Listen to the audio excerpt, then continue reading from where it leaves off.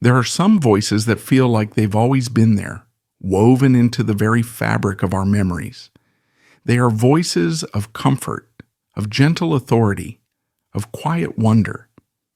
Think of the warm, resonant baritone that guided you through the incredible journeys of brave animals in a Disney film, or the friendly, reassuring voice that narrated tales of the American West. It's a voice that feels like a campfire story on a clear desert night, a voice of pure, homespun decency. For millions of people, that voice is deeply familiar. But the man behind it, a man who was once one of the biggest stars in America, has largely faded into the mists of time. His name was Rex Allen, the Arizona Cowboy. He was the last of the great singing cowboys, a movie star, a television pioneer, and a recording artist with a golden voice.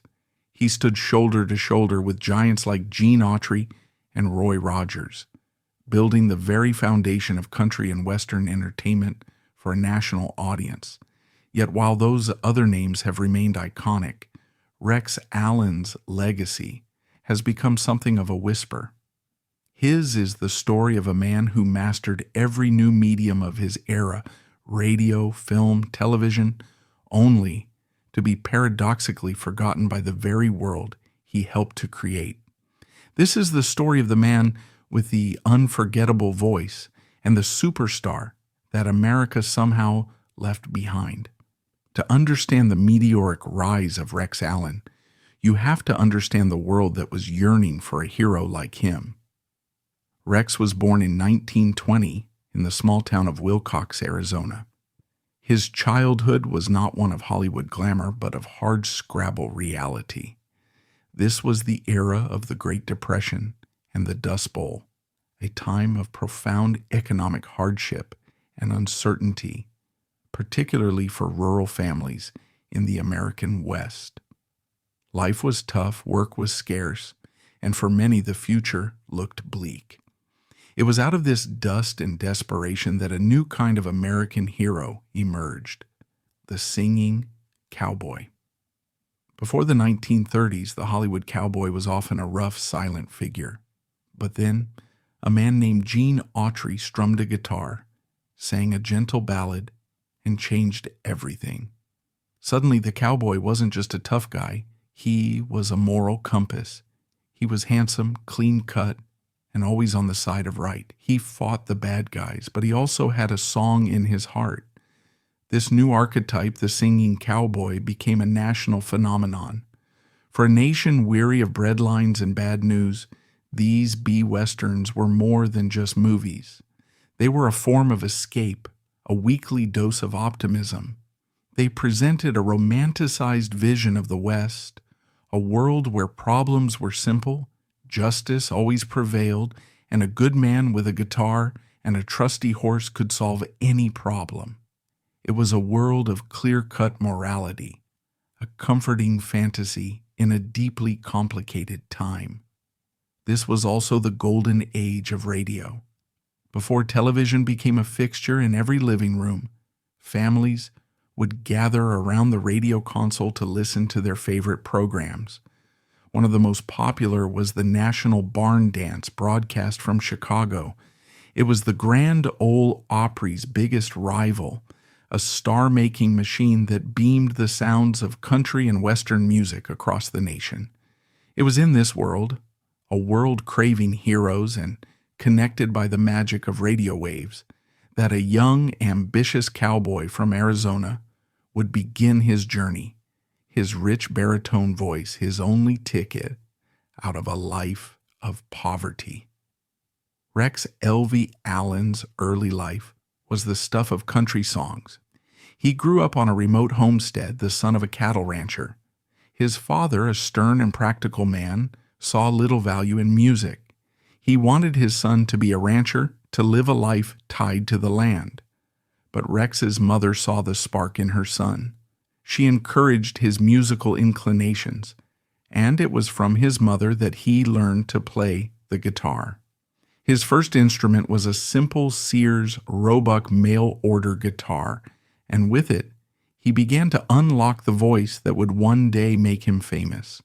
He also learned to play the fiddle, and as a teenager, he would often play at local barn dances.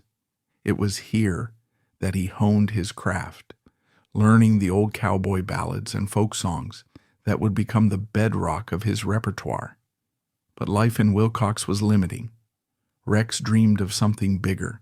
He listened to the radio to the stars of the National Barn Dance, and he knew that was where he belonged. His journey was a slow, arduous climb. He started at a small radio station in Phoenix, then moved on to others, working as a singer, a musician, and a radio personality.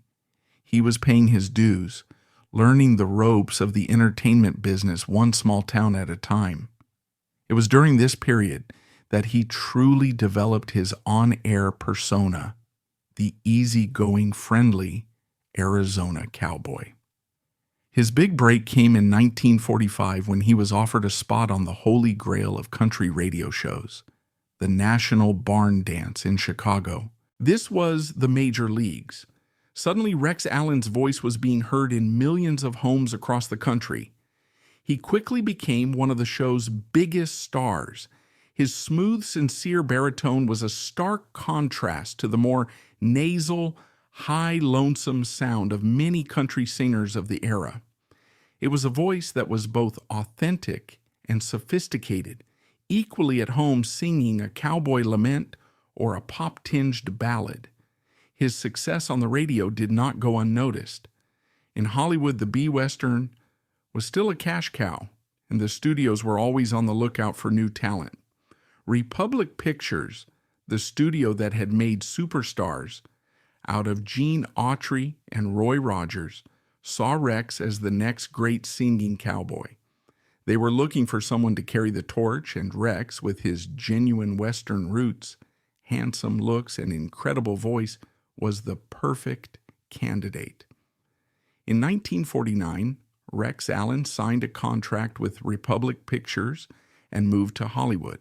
He was billed as the last of the great singing cowboys, a title that would prove to be both a blessing and a curse.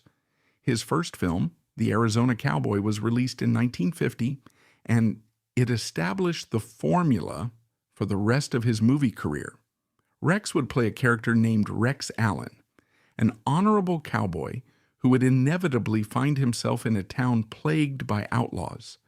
There would be fistfights, thrilling horse chases, and, of course, several moments where Rex would pull out his guitar and sing a song. His on-screen partner was just as important as any human co-star. Every great singing cowboy had a great horse, and Rex's was Coco, a stunning dark brown stallion billed as the miracle horse of the movies. Coco was a star in his own right, known for his incredible intelligence and his ability to perform complex tricks on screen. The bond between Rex and Coco was genuine, and it translated beautifully to the screen, adding another layer of warmth and appeal to his films. For the next 4 years, Rex Allen was a bona fide movie star. He starred in 19 films for Republic, becoming one of the top 10 box office draws among Western stars. But the ground was shifting beneath his feet. By the mid-1950s, the golden age of the B-Western was coming to an end. Television was exploding in popularity, and audiences were now getting their Western fix for free in their own living rooms. Theaters stopped booking the low-budget Westerns that had been their bread and butter for decades. In 1954, Republic Pictures released Rex's final film, The Phantom Stallion, and just like that, his career as a movie star was over. The very medium that had made him a household name had moved on. For many stars of his era, the end of their movie careers was the end of the line. But Rex Allen was a savvy and adaptable performer. He saw the writing on the wall and understood that television was the future. In 1958, he returned to the screen, this time the small screen, in his own syndicated television series, Frontier Doctor. In the show, he played Doctor Bill Baxter, a compassionate physician traveling the Arizona territory in the early 1900s. It was a more mature role, showcasing Rex's gentle demeanor and his natural acting ability. The show was a moderate success, running for 39 episodes and further cementing his image as a symbol of quiet, dependable American decency. But it was during this same period that Rex's career took a surprising and ultimately defining turn. He began a long and fruitful association with a man who was building his own entertainment empire, Walt Disney. Disney, who was expanding his brand into television and feature films, recognized the unique quality of Rex's voice. It was a voice that conveyed wisdom, warmth, and a deep reverence for the natural world. Starting in the early 1960s, Rex Allen became the voice of Disney. He narrated dozens of Disney nature documentaries, animal adventures, and animated shorts. His most famous narration work was for the 1963 classic, The Incredible Journey, the story of two dogs and a cat traveling across the wilderness to find their way home. His gentle, reassuring voice guided audiences through the animals' perilous adventure, becoming as integral to the film's success as the animals themselves. This work with Disney introduced Rex to a whole new generation of fans, but it also created a strange paradox. Millions of children and their parents knew his voice intimately. It was the voice of their childhood, the sound of wonder and adventure. But they had no idea who the man behind the voice was. They didn't know he had been a famous movie cowboy, a radio star, or a recording artist. His voice had become disconnected from his face, his identity subsumed by the very characters and stories he was narrating. He was famous and anonymous at the same time. Alongside his television and narration work, Rex also maintained a successful recording career. He had a string of hits on the country and pop charts. His most famous was his 1953 recording of Crying in the Chapel, a song that would later be a massive hit for Elvis Presley. Rex's version was the original, a heartfelt, gospel-infused ballad that showcased the soulful depth of his voice. He also had a major crossover hit in 1962 with the novelty song Don't Go Near the Water, a comedic tune that warned of the dangers of romance with the daughters of a naval admiral. The song became one of the biggest of his career, demonstrating his versatility and his good-natured sense of humor. Throughout the 1960s and 70s, Rex Allen remained a busy and beloved entertainer. He was a frequent guest on television variety shows. He toured the country playing at fairs and rodeos, and he continued to record and narrate. He had successfully navigated the treacherous currents of the changing entertainment landscape, a feat that few of his contemporaries managed to achieve. But as the years went by, the spotlight began to dim. The world of country music was changing, and the gentle crooning style of the singing cowboy was being replaced by the grittier, more outlaw sounds of Nashville. Rex Allen, the man who had been a pioneer, was slowly becoming a relic of a bygone era. Beneath the brim of the white Stetson was a man of quiet integrity and deep humility. Rex Allen never let the fame of Hollywood change him. He remained at his core the boy from Willcox, Arizona, and his love for his hometown was a defining feature of his life. Unlike many stars who turned their backs on their humble beginnings, Rex embraced his. In 1951, at the height of his movie stardom, the town of Willcox created Rex Allen Days, an annual festival to celebrate their hometown hero. Rex would return every year, serving as the Grand Marshal of the parade, performing a free concert, and spending time with the townspeople. His loyalty to Willcox was a testament to his character. He never forgot where he came from, and he wanted to give back to the community that had supported him. This deep connection culminated in the creation of the Rex Allen Arizona Cowboy Museum in Willcox. The museum, which opened in 1989, houses a vast collection of his movie costumes, posters, guitars, and personal memorabilia. It stands as a lasting tribute to his life and career, a place where his legacy is not just remembered, but actively celebrated. One of the most touching aspects of his personal story is his relationship with his famous horse, Coco. In the world of singing cowboys, the horse was more than just a mode of transportation. He was a co-star, a trusted friend. The bond between Rex and Coco was especially deep. Coco was a remarkably intelligent animal, trained to perform a variety of complex tasks, from untying ropes to nodding his head in response to questions. After Coco passed away in 1968, Rex was heartbroken. He brought his beloved friend home to Wilcox and had him buried in a park across from the museum, under a statue of a horse. It was a final act of love and respect for the animal who had been his faithful partner for so many years. Rex's legacy was also carried on by his son, Rex Allen Jr., who followed in his father's footsteps to become a successful country music singer in his own right. Rex Jr. had his own string of hits in the 1970s and 80s, and he often spoke with deep love and admiration for his father. In interviews, Rex Jr. painted a picture of a man who was the same person off-screen as he was on, a kind, decent, and deeply principled man who taught his son the value of hard work and integrity. "My dad was my hero," Rex Jr. once said. "He was a great entertainer, but he was an even better man." This loving, familial perspective provides a glimpse into the private world of Rex Allen, revealing a man who found his greatest success not in the applause of the crowd, but in the love of his family and his community.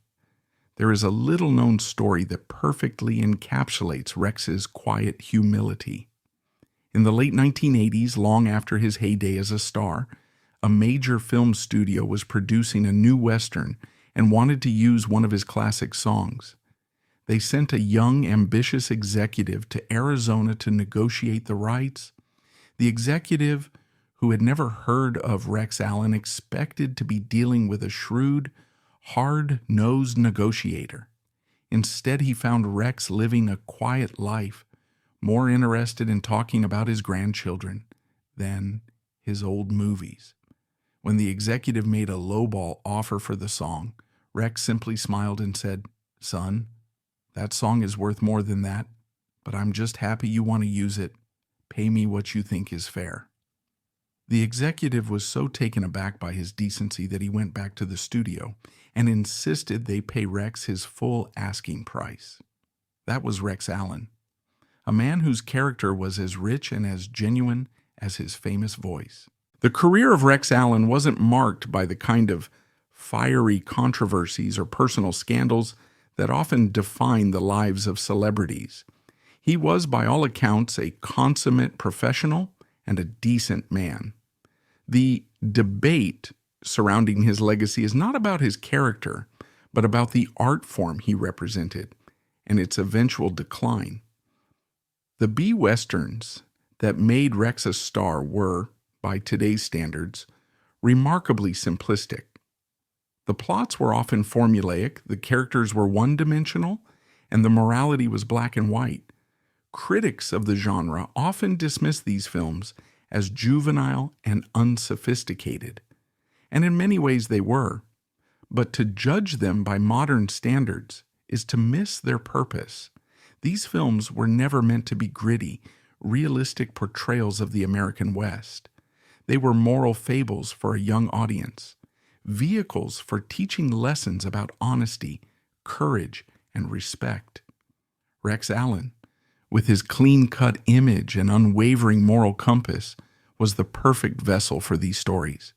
He was a role model for a generation of children, a symbol of American decency in a troubled world.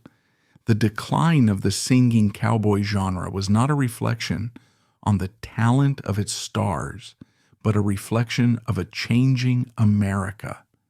By the late 1950s and early 1960s, audiences had become more cynical. more sophisticated. The simple morality of the B-Western no longer resonated in the same way. Television had taken over, and the Westerns that became popular on the small screen were different.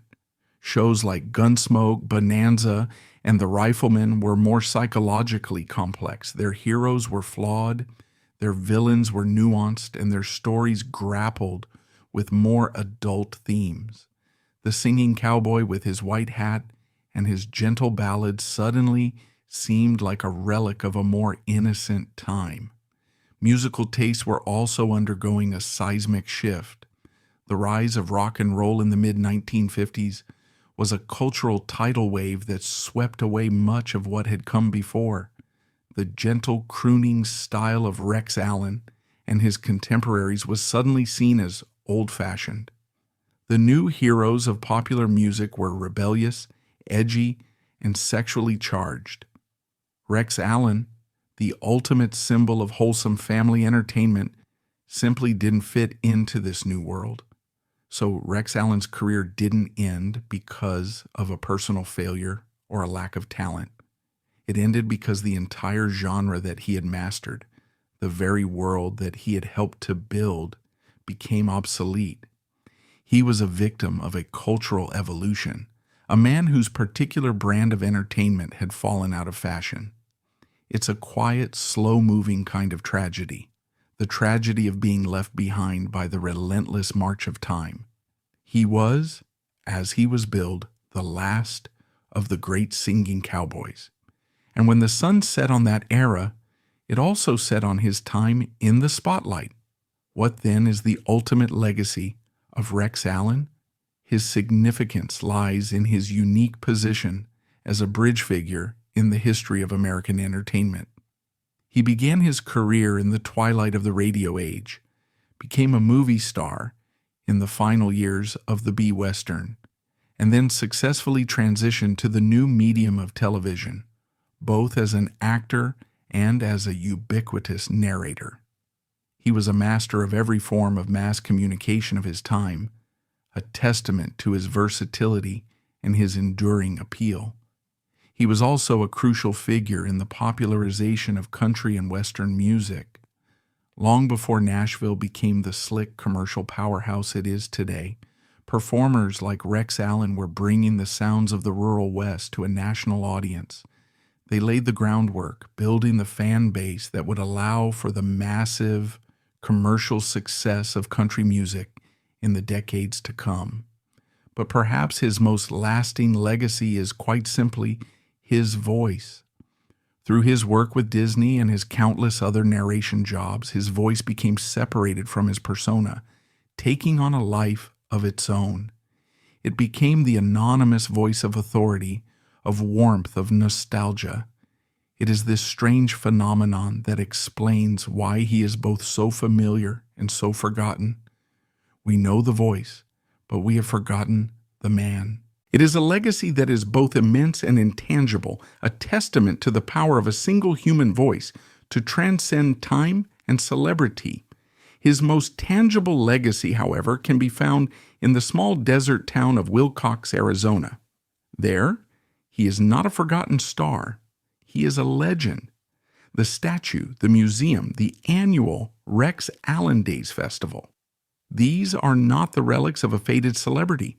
They are the living, breathing heart of a community's love for its favorite son. This, in many ways, is a more powerful legacy than any star on the Hollywood Walk of Fame. To be forgotten by the world but fiercely remembered by your hometown is a special kind of immortality.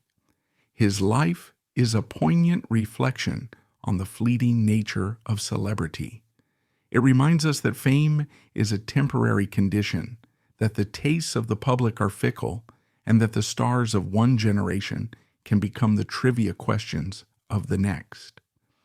Rex Allen was more than just a cowboy. He was a master communicator, a man whose immense talent was matched only by his profound decency. And so, we are left with the voice, that warm, resonant, comforting voice that still echoes in our collective memory. It's the voice of a simpler time, a voice that speaks of integrity, of kindness, of a West that was more a dream than a reality. Rex Allen may not be a name that is instantly recognized today, but his contribution to our popular culture is undeniable. He was the last of his kind, a gentle giant in a world that was rapidly changing around him. And though the man may be gone, his voice, like a timeless cowboy ballad, sung around a crackling campfire, lingers.